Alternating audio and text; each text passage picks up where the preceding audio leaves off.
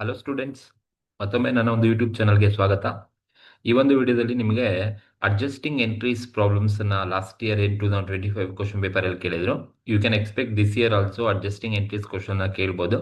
ಆ ಒಂದು ಕ್ವಶನ್ಸ್ಗೆ ನೀವು ಹೇಗೆ ಅಡ್ಜಸ್ಟಿಂಗ್ ಎಂಟ್ರೀಸ್ ಅನ್ನ ರೆಕಾರ್ಡ್ ಮಾಡಬೇಕಾಗುತ್ತೆ, ಸಿನ್ಸ್ ಜನರಲ್ ಎಂಟ್ರೀಸ್ ಅನ್ನ ಹೇಗೆ ನೀವು ಬರಿಬೇಕಾಗುತ್ತೆ ಅನ್ನೋದನ್ನ ಈ ಒಂದು ಕ್ವಶನ್ಸ್ಗೆ ನಾನು ಈ ಒಂದು ವಿಡಿಯೋ ಮುಖಾಂತರ ನಿಮಗೆ ತಿಳಿಸ್ಕೊಡ್ತೀನಿ. ಯಾರೆಲ್ಲ ನನ್ನ ಒಂದು ಯೂಟ್ಯೂಬ್ ಚಾನಲ್ಗೆ ಸಬ್ಸ್ಕ್ರೈಬ್ ಮಾಡಿಲ್ಲ, ದಯವಿಟ್ಟು ಸಬ್ಸ್ಕ್ರೈಬ್ ಮಾಡಿ. ಆದಷ್ಟು ನಿಮ್ಮ ಫ್ರೆಂಡ್ಸ್ ಅಥವಾ ಕ್ಲಾಸ್ಮೇಟ್ಸ್ ಏನಿರ್ತಾರೆ ಅವರಿಗೆ ಶೇರ್ ಮಾಡಿ, ಲೈಕ್ ಮಾಡಿ, ಅಥವಾ ನಿಮ್ಗೆ ಯಾವುದೇ ಟಾಪಿಕ್ ಬೇಕು ಅಂದ್ರೆ ಕಮೆಂಟ್ ಮೂಲಕ ತಿಳಿಸಿ. ಆ ಟಾಪಿಕ್ ಅನ್ನ ನಾನು ವಿಡಿಯೋ ಮುಖಾಂತರ ಅಪ್ಲೋಡ್ ಮಾಡ್ತೀನಿ. ಸೊ ಬನ್ನಿ, ಈ ಅಡ್ಜಸ್ಟಿಂಗ್ ಎಂಟ್ರೀಸ್ ಕ್ವಶನ್ ಏನಿದೆ ಸೆಕ್ಷನ್ ಬಿ ಗೆ ನಿಮಗೆ ಖಂಡಿತವಾಗ್ಲೂ 8 ಮಾರ್ಕ್ಸ್ಗೆ ಖಂಡಿತವಾಗ್ಲೂ ಕೇಳ್ತಾರೆ. ಏನಿದೆ ಫಸ್ಟ್ ಕ್ವಶನ್ಸ್ ಅನ್ನ ನೋಡೋಣ. Pass the adjusting entries in the books of mister Gupta enterprises for the year ended 31st March 2024 from the following transaction. ಅಂದ್ರೆ ನಾವು ಪಾಸ್ ಮಾಡಬೇಕಾದ್ದು ಪಾಸ್ ದಿ ಅಡ್ಜಸ್ಟಿಂಗ್ ಎಂಟ್ರೀಸ್ ಅನ್ನ ಪಾಸ್ ಮಾಡಿ, ಅಂದ್ರೆ ಜರ್ನಲ್ ಎಂಟ್ರೀಸ್ ಅನ್ನ ಮಾಡಬೇಕಾಗುತ್ತೆ. ಅಡ್ಜಸ್ಟಿಂಗ್ ಎಂಟ್ರೀಸ್ ಅನ್ನ ಈ ಒಂದು ಫಾಲೋಯಿಂಗ್ ಟ್ರಾನ್ಸಾಕ್ಷನ್ಗೆ as it is journal entries ತರ ಏನೇನು ಕೊಟ್ಟಿದ್ದಾರೆ ಅಂತ ಹೇಳಿದ್ರೆ, depreciation on the building for the year 25,000. ಮೊದಲನೇದು ಟ್ರಾನ್ಸಾಕ್ಷನ್ ಬಂದು ಡಿಪ್ರಿಸಿಯೇಷನ್ ಆನ್ ಬಿಲ್ಡಿಂಗ್ ಕೊಟ್ಟಿದ್ದಾರೆ 25,000. ಸೆಕೆಂಡ್ ಒನ್ ಬಂದು salary of ₹12,000 are outstanding at the end of the year. ಆ ಒಂದು ಇಯರ್ ಎಂಡ್ ಅಲ್ಲಿ ಸ್ಯಾಲ್ರಿ 12,000 ಔಟ್ಸ್ಟ್ಯಾಂಡಿಂಗ್ ಇದೆ ಅಂತ ಹೇಳಿದ್ದಾರೆ. ಥರ್ಡ್ ಒನ್ ಬಂದು 15,000 was received in advance for the service to be rendered in next year. So next year services ಅನ್ನ ಕೊಡಬೇಕಾಗಿರೋದು, but advance 15,000 ಅನ್ನ receive ಮಾಡ್ಕೊಂಡಿದ್ದಾರೆ ಅಂತ ಹೇಳಿದ್ದಾರೆ. And fourth point, interest on investment amounting to ₹3,000 is earned but not yet received. So ಅಂದ್ರೆ ಎಲ್ಲೋ investment ಮಾಡಿದ್ದಾರೆ, ಅದರಿಂದ interest 3,000 ಬಂದಿದೆ, ಅರ್ನ್ ಆಗಿದೆ, ಬಟ್ ನಾಟ್ ರಿಸೀವ್ಡ್ ಅಂತ ಹೇಳಿದೆ, ಇನ್ನು ರಿಸೀವ್ ಮಾಡಿಲ್ವಂತೆ. ಅಂಡ್ ಫಿಫ್ತ್ ಒನ್ ಬಂದು rent of 18,000 was paid in advance for the next financial year. ಮುಂದಿನ ವರ್ಷದ ಫಿನಾನ್ಷಿಯಲ್ ಇಯರ್ ಬರ್ತಕ್ಕಂಥ ರೆಂಟ್ ಅನ್ನ ಇದೇ ವರ್ಷ ಪೇಮೆಂಟ್ ಮಾಡಿದ್ದಾರೆ ಅಡ್ವಾನ್ಸ್ ಆಗಿ ಅಂತ ಹೇಳಿದ್ದಾರೆ. Office supplies with worth ₹1,500 are unused at the end of the year ಅಂತ ಹೇಳಿದ್ದಾರೆ. ಸೊ ಆಫೀಸ್ ಸಪ್ಲೈ 1,500 ಅನ್ನ ಇನ್ನ ಅನ್ಯೂಸ್ ಮಾಡಿದಾರಂತೆ, at the end of the financial year ಅಲ್ಲಿ ಯೂಸ್ ಆಗಿಲ್ಲ ಅಂತ ಹೇಳ್ತಾ ಇದ್ದಾರೆ. ಸೊ ಈ ಒಂದು ಟ್ರಾನ್ಸಾಕ್ಷನ್ಗೆ ನಾವು ಅಡ್ಜಸ್ಟಿಂಗ್ ಎಂಟ್ರೀಸ್ ಅನ್ನ ಪಾಸ್ ಮಾಡಿ ಅಂತ ಹೇಳಿದ್ರೆ, ನೋಡಿ ಈ ಕ್ವಶನ್ಸ್ ಅನ್ನ ನೀವು ಈ ವರ್ಷನೂ ಕೂಡ ಎಕ್ಸ್ಪೆಕ್ಟ್ ಮಾಡಬಹುದು. ಅಡ್ಜಸ್ಟಿಂಗ್ ಎಂಟ್ರೀಸ್ ಏನಾದ್ರು ಕೇಳಿದ್ರೆ ಇದೇ ಕ್ವಶನ್ಸ್ ಅನ್ನ ನಿಮ್ಗೆ 8 ಮಾರ್ಕ್ಸ್ಗೆ ಸೆಕ್ಷನ್ ಬಿ ನಲ್ಲಿ ಕೇಳ್ತಾರೆ. ಜಸ್ಟ್ ನೀವು ಜನರಲ್ ಎಂಟ್ರೀಸ್ ತರ ರೆಕಾರ್ಡ್ ಮಾಡಬೇಕಾಗುತ್ತೆ.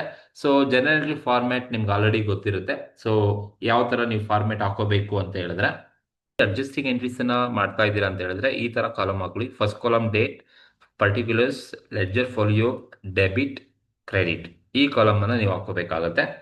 ಸೊ ನೋಡಿ, ಎಲ್ಲ ಯಾವಾಗ ಟ್ರಾನ್ಸಾಕ್ಷನ್ಸ್ ಅನ್ನ ರೆಕಾರ್ಡ್ ಮಾಡ್ತಾ ಇದ್ದಾರೆ ಅಂತ ಹೇಳಿದ್ರೆ, so at the end of 31st March 2024 ಅಲ್ಲಿ ರೆಕಾರ್ಡ್ ಮಾಡ್ತಾ ಇರೋದು. ಹಾಗಾಗಿ ಎಲ್ಲಾ ಡೇಟು ಕೂಡ ಏನಾಗುತ್ತೆ ಅಂತ ಹೇಳಿದ್ರೆ, ನೀವು ಫಸ್ಟ್ ತಗೋಬೇಕಾದ್ರೆ 31/3/2024 ಮೊದಲನೇ ಟ್ರಾನ್ಸಾಕ್ಷನ್ಸ್ ಏನಿದೆಯಪ್ಪ ಅಂದ್ರೆ, ನೋಡಿ depreciation on the building for the year is 25,000. Depreciation ಆ ವರ್ಷ 25,000 ಬಿಲ್ಡಿಂಗ್ ಮೇಲೆ ಡಿಪ್ರಿಸಿಯೇಷನ್ಸ್ ಇದೆ. ಯಾವ ತರ ನೀವು ಅಡ್ಜಸ್ಟಿಂಗ್ ಎಂಟ್ರೀಸ್ ಅನ್ನ ಬರೀಬೇಕು ಅಂದ್ರೆ, depreciation account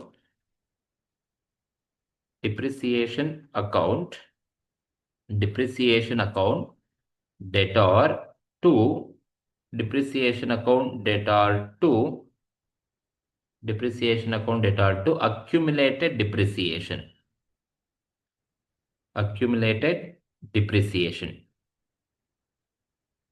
depreciation account debtor to accumulated depreciation ಅಂತ ಜರ್ನಲ್ ಎಂಟ್ರಿಯನ್ನ ತಗೋಬೇಕಾಗುತ್ತೆ. ಇನ್ನೂ ಕೊಟ್ಟಿಲ್ಲ, ಆ ವರ್ಷ ಡಿಪ್ರಿಸಿಯೇಷನ್ ಕೊಡಬೇಕು. ಹಾಗಾಗಿ 25,000 debit column and same 25,000 credit column. ಎರಡು ಕಾಲಮ್ ಅಲ್ಲೂ 25 ತಗೊಳ್ಳಿ. So depreciation on the building for the year 25,000 depreciation ಕೊಡಬೇಕು. ಹಾಗಾಗಿ depreciation account debtor to accumulated depreciation ಅಂತ ಜರ್ನಲ್ ಎಂಟ್ರೀಸ್ ಅನ್ನ ಬರೀಬೇಕು. Narration being adjustment for depreciation on building. And year salary of ₹12,000 are outstanding for the year end ಅಂತ ಕೊಟ್ಟಿದ್ದಾರೆ. ಅಂದ್ರೆ ಇನ್ನು outstanding ಇದೆ 31/3/2024 ಅಲ್ಲಿ ಸ್ಯಾಲರಿ ಔಟ್ಸ್ಟ್ಯಾಂಡಿಂಗ್ ಇದೆ ಅಂತ ಹೇಳಿದ್ರೆ, so salary account debtor to outstanding outstanding salary account. Salary account debtor to outstanding salary ಅಂತ ತಗೋಬೇಕು. ಇನ್ನು ಔಟ್ಸ್ಟ್ಯಾಂಡಿಂಗ್ ಅಲ್ಲಿದೆ. So salary expenses, debit all the expense ಅಂತ ತಗೊಳ್ತೀವಿ. ಔಟ್ಸ್ಟ್ಯಾಂಡಿಂಗ್ ಸ್ಯಾಲರಿ ಅಂದ್ರೆ ಲಯಬಿಲಿಟಿ ಆಗುತ್ತೆ, ಕ್ರೆಡಿಟ್ ಆಲ್ ದಿ ಲಯಬಿಲಿಟಿ ಆಗುತ್ತೆ. ಹಾಗಾಗಿ salary account debtor to outstanding salary ಅಂತ ತಗೋಬೇಕು. 12,000. ನರೇಶನ್ ಏನ್ ಬರಿಬೇಕಪ್ಪ ಅಂದ್ರೆ being adjustment for outstanding salary.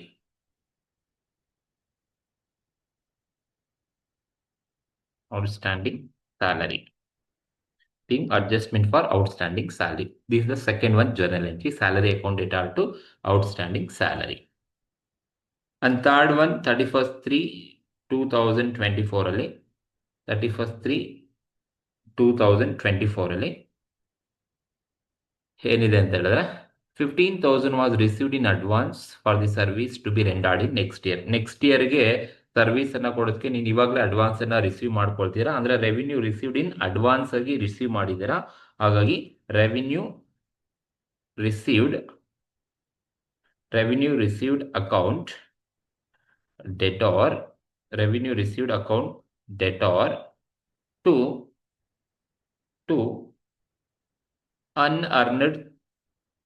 ಅನ್ಅರ್ನ್ಡ್ revenue. ಇನ್ನು ಅದು ಅರ್ನ್ ಆಗಿಲ್ಲ. ಹಾಗಾಗಿ revenue received account debtor to unearned revenue ಅಂತ ತಗೋಬೇಕಾಗುತ್ತೆ. 15,000, ಯಾಕಂದ್ರೆ ಮುಂದಿನ ವರ್ಷಕ್ಕೆ ನಾನು ಇವಾಗಲೇ ರಿಸೀವ್ ಮಾಡ್ಕೊಳ್ತಾ ಇರೋದು 15,000 revenue received in advance for the service rendered. Next ಇಯರ್ಗೆ ಸರ್ವಿಸ್ ಕೊಡೋದಕ್ಕೆ ಇವಾಗಲೇ ರೆವಿನ್ಯೂ ರಿಸೀವ್ ಮಾಡ್ತಾ ಇದ್ರ. ಹಾಗೆ revenue received account debtor to unearned revenue account ಅಂತ ತಗೊಳ್ತೀವಿ. ಸೊ ನರೇಶನ್ ಬೀಯಿಂಗ್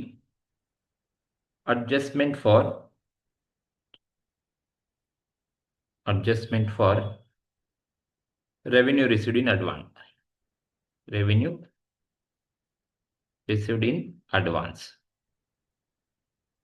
ಅಡ್ವಾನ್ಸ್ ಆಗಿ ನೀವು ರೆವಿನ್ಯೂನ ರಿಸೀವ್ ಮಾಡಿದ್ರೆ revenue received account debtor to unearned revenue account ಅಂತ ತಗೋಬೇಕಾಗುತ್ತೆ. ಇದು ಥರ್ಡ್ ಒನ್ ಇರ್ತಕ್ಕಂಥದ್ದು.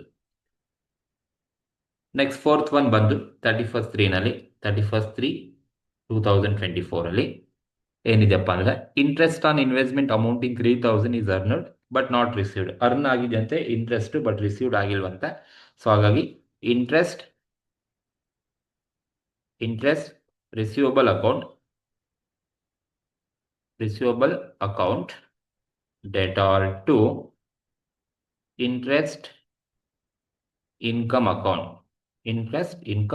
ಇಂಟ್ರೆಸ್ಟ್ ಅರ್ನ್ ಆಗಿದೆ ಬಟ್ ರಿಸೀವ್ ಮಾಡಿಲ್ಲ. ಹಾಗಾಗಿ interest receivable account debtor to interest income account ಅಂತ ತಗೋಬೇಕಾಗುತ್ತೆ.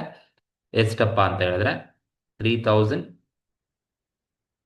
Debit column and 3,000 credit column. Narration ಏನ್ ಬರೀಬೇಕಪ್ಪ ಅಂತ ಹೇಳಿದ್ರೆ being adjustment for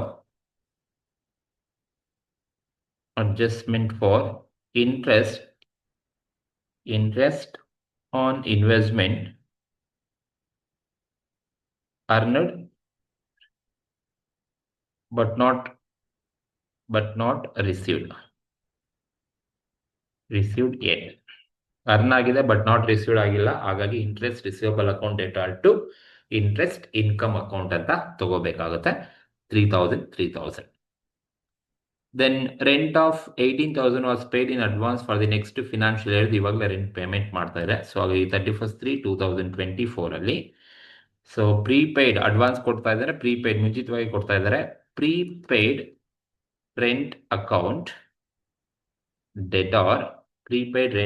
debtor to rent account. Prepaid rent account debtor to rent account ಅಂತ ಕರಿತೀವಿ. 18,000. ಸೊ ಅಡ್ವಾನ್ಸ್ ಆಗಿ ಮುಂದಿನ ವರ್ಷದ ಇವಾಗಲೇ ನಾವು ಪೇಮೆಂಟ್ ಮಾಡ್ತಾ ಇದೀವಿ. So narration being adjustment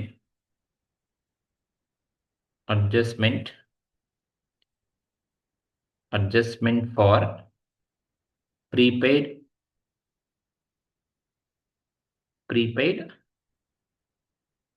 rent.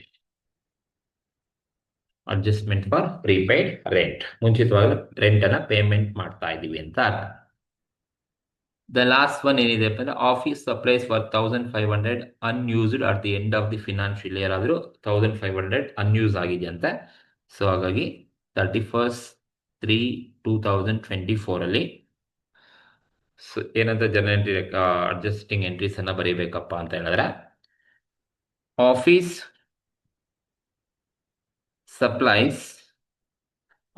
Supplies expenses account debtor to office supply expenses account debtor to office supplies account ಅಂತ ಜರ್ನಲ್ ಎಂಟ್ರೀಸ್ ಅನ್ನ ಬರಿಬೇಕಾಗುತ್ತೆ. Adjusting entries for the unused amount ಏನಿದೆ 1500.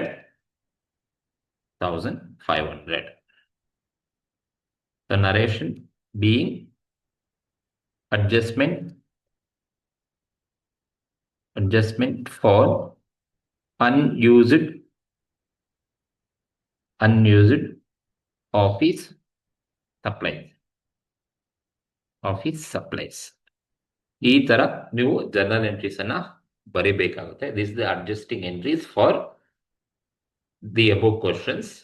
ಸೊ ಈ ತರ ನೀವು ಬರೆದ್ರೆ ನಿಮ್ಗೆ 8 ಮಾರ್ಕ್ಸ್ ಇರುತ್ತೆ. ಯೂಶುವಲ್ ಆಗಿ ಪ್ರತಿಯೊಂದು ಟ್ರಾನ್ಸಾಕ್ಷನ್ಸ್ಗೂ 1 ಮಾರ್ಕ್ಸ್ ಅನ್ನ ನಿಮ್ಗೆ ಕೊಡ್ತಾರೆ. ಸೊ ಎಲ್ಲ ಕರೆಕ್ಟ್ ಆಗಿ ಬರ್ದಿದ್ರೆ ನಿಮ್ಗೆ 8 ಮಾರ್ಕ್ಸ್ ಅನ್ನ ಅಲೋಕೇಟ್ ಅನ್ನ ಮಾಡ್ತಾರೆ. ಸೊ ಇದು adjusting entries for the question. So ಈ ಒಂದು ಆನ್ಸರ್ ನಿಮಗೆ ಇಷ್ಟ ಆಗಿದ್ರೆ ದಯವಿಟ್ಟು ಶೇರ್ ಮಾಡಿ, ಲೈಕ್ ಮಾಡಿ, ಕಮೆಂಟ್ ಮಾಡಿ, ಆದಷ್ಟು ಸಬ್ಸ್ಕ್ರೈಬ್ ಮಾಡಿ. ಸೊ ನಿಮ್ಮ ಫ್ರೆಂಡ್ಸ್ ಅಥವಾ ನಿಮ್ಮ ಒಂದು ಕ್ಲಾಸ್ಮೇಟ್ಸ್ ಯಾರೆಲ್ಲ ಇರ್ತಾರೆ ಅವರಿಗೆ ದಯವಿಟ್ಟು ಶೇರ್ ಮಾಡಿ, ಸಬ್ಸ್ಕ್ರೈಬ್ ಮಾಡ್ಕೊಳಕ್ಕೆ ಹೇಳಿ. ಸೊ ಮತ್ತಷ್ಟು ವಿಡಿಯೋಸನ್ನು ನಾನು ನಿಮ್ಮ ಮುಂದೆ ಅಪ್ಲೋಡ್ ಮಾಡ್ತಾನೆ ಇರ್ತೀನಿ. ಸೊ ನಿಮ್ಗೆ ಯಾವುದೆಲ್ಲ ಟಾಪಿಕ್ ಬೇಕೋ ಆ ಟಾಪಿಕ್ ಬಗ್ಗೆ ನಮಗೆ ಕಮೆಂಟ್ ಮೂಲಕ ತಿಳಿಸಿದ್ರೆ ಆ ಒಂದು ವಿಡಿಯೋಸನ್ನು ನಾನು ಅಪ್ಲೋಡ್ ಮಾಡೇ ಮಾಡ್ತೀನಿ. So thank you very much. Thank you so much.